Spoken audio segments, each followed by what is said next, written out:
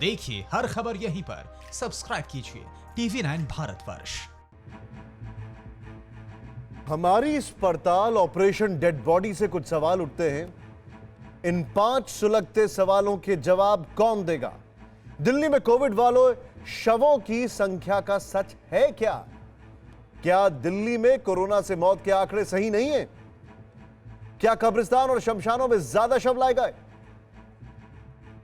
कब्रिस्तान शमशान के आंकड़े गलत हैं या सरकार के? अगर स्टिंग का दावा सच है तो आंकड़े किसने छिपाए? ऐसा नहीं है कि हमारी पड़ताल में ही ये आंकड़े आए।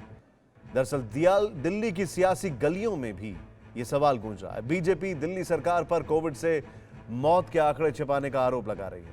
सुनिए क्या कहते हैं बीजेपी आईटी सेल के अध्यक्ष अमित मालवीय।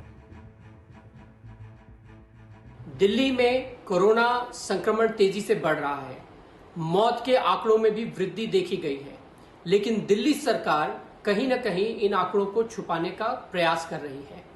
दिल्ली के तमाम कब्रिस्तानों में, शमशान घाटों में अगर संख्या को देखी जाए तो कई सैकड़ों लोग कोरोना की वजह से मारे गए हैं, लेकिन दिल्ली सरकार के आंकड़े उनसे बहुत कम हैं।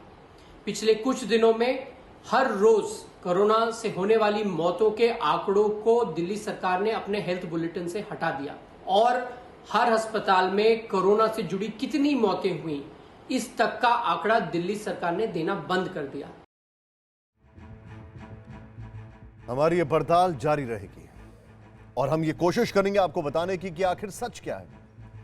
बेहद हैरान करने वाली बात है, क्योंकि सोचें आप, हमारी पड़ताल में जो आंकड़े निकल कर आ रहे हैं कोविड-19 से मौत के, वो आंकड़े सरकारी आंकड़ों से एकदम अलग हैं।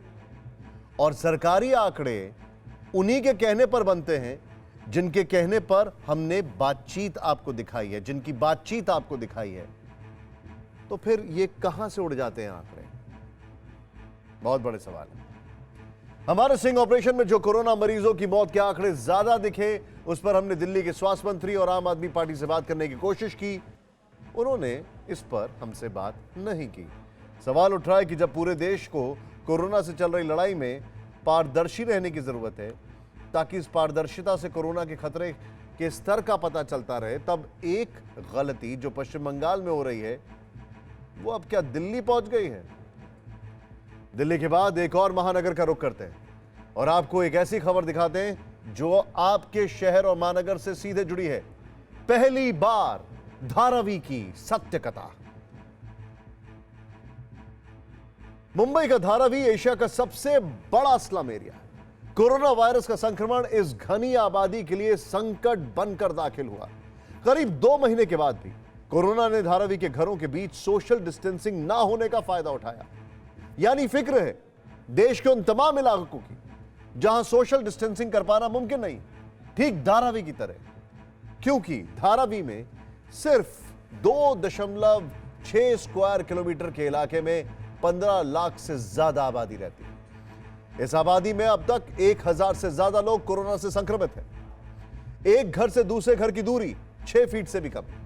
10 बाई 10 के एक कमरे वाले मकान में 8 से 10 लोग रहते हैं। इस इलाके में इसके अलावा यहां 73% लोग पब्लिक टॉयलेट का इस्तेमाल करते हैं। अनुमान है कि एक टॉयलेट सीट का इस्तेमाल 60 से 70 लोग करते हैं। यानी सोशल डिस्टेंसिंग हो ही नहीं सकती। ऊपर से जब लॉकडाउन में छूट है, यानी कोरोना विस्फोट के सेंटर में खतरा बढ़ा है। परवाह देश की, सोमवार से शुक्रवार रात 10 बजे TV9 भारतवर्ष पर।